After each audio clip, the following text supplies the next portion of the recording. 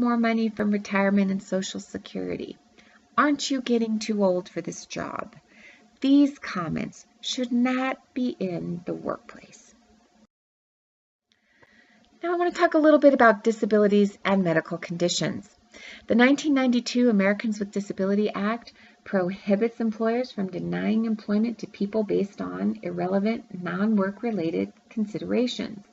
This also requires employers and schools to work to find ways to accommodate employees with disabilities. Someone who has a physical or mental impairment that substantially limits one or more major life activities, such as seeing, hearing, breathing, learning, caring for oneself, or performing manual tasks, is a person with a disability. You need to recognize that anyone who takes a regularly scheduled medication prescribed by a physician is substantially limited in a bodily function and therefore is considered a person with a disability. However, if the medication is mitigating any limitations, it's possible that no accommodation is necessary.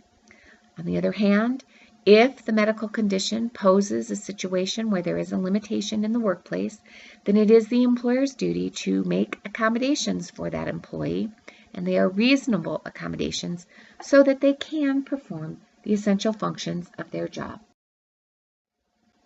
Examples of disability discrimination include denial of a diabetic employee's request for regularly scheduled breaks to eat properly and monitor blood sugar or insulin levels.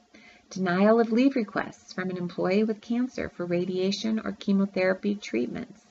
Inaccessible websites or training material for the blind and a deaf employee. Failing to provide sign language interpreters at staff meetings, classes, or failing to provide alternative format handouts, a syllabus, for example, in Braille or enlarged font. Examples of disability harassment include repeatedly, scheduling meetings in accessible spaces where there is no elevator or a ramp, having inaccessible materials, no sign language interpreter, for example, or those alternative formats, Braille or enlarged font, making fun of a person or a person's service animal, intentionally creating barriers for individuals with suspect or invisible disabilities. Typically, those are ones that are not visible and so may tend to be mental health types of issues. Severe, pervasive, or persistent name calling, such as psycho, retard, cripple, based on a disability or perceived disability. Again, these are extremely offensive, and while I must use these examples, these words should never be found in the workplace. The ADA requires employers to make reasonable accommodations for employees with disabilities. These are designed to assist the employee in meeting the essential functions. Again, we don't remove the essential functions of the job. They are necessary to ensure the enjoyment of equal benefit, privilege, and opportunity.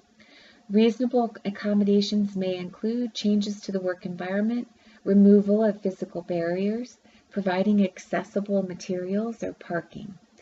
There are many accommodations which can be found on the Job Accommodation Network. To request accommodations, contact the accommodation coordinator in HR, who will engage in the interactive process with you to determine the appropriateness of the accommodation request on a case-by-case basis.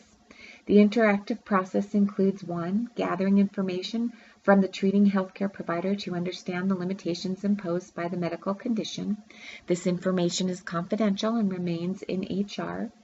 2. The employee discussing the essential functions of their job and possible accommodations with the healthcare provider.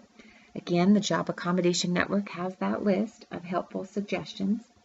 3. Working with the supervisor to review the job description to determine what recommended accommodations might assist the employee in performing those essential job functions. It is important that the purpose of the accommodation is not to remove the job responsibility. 4. Implement and adjust accommodations as necessary. And 5. Accommodations are not retroactive. Telling a supervisor that you have a disability does not entitle you to accommodation. It is your responsibility to go to Human Resources, engage and provide the information needed in the interactive process, and only after HR has made a determination as to what accommodations are appropriate are accommodations effective. Your health information is confidential. To keep it that way, we recommend that you only disclose the details of your health information to HR. HR will treat your health information as confidential and will only discuss with supervisors, managers, and professors who need to know about work or educational restrictions and accommodations. They will not discuss your medical documentation or your health condition. First aid and safety personnel for treatment or emergency evacuation plans. Government officials investigating compliance with federal laws, such as OCR or the EEOC, relevant information to state workers' compensation officers or second injury funds and insurance companies when required to provide life or health insurance. In the event that you need to use more than 3 consecutive days of leave, please contact the HR leave coordinator who can discuss your options with you. If you have been with UVU for more than 1 year and you work 1,250 hours per year, or about 9 months, you may be eligible for family medical leave.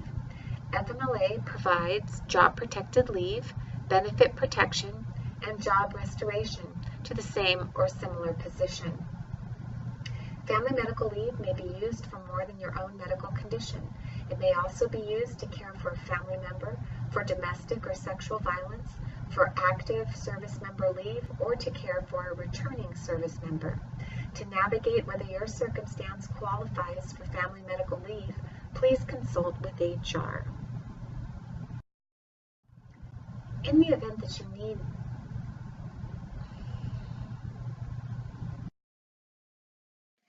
examples of genetic discrimination include firing an employee diagnosed with a genetic disease because of high drug costs for the employer's insured health plan, firing an employee because of increased risk for developing a disease and possible future leave use, administering genetic tests to workers without their genetic consent in order to identify a possible genetic predisposition to disease, inappropriate disclosure of confidential health-related genetic information. And yes, this was happening after the Human Genome Project. When an employer learned that someone's family member had a heart condition or cancer, they would fire the employee for the fear the employee would either be gone from the workplace or would increase those insurance costs. Here's some examples of genetic harassment. Repeated offensive or derogatory comments, jokes, gestures, graffiti, cartoons, or pictures related to genetic information or family medical history. Demoting or terminating an employee based on any genetic information.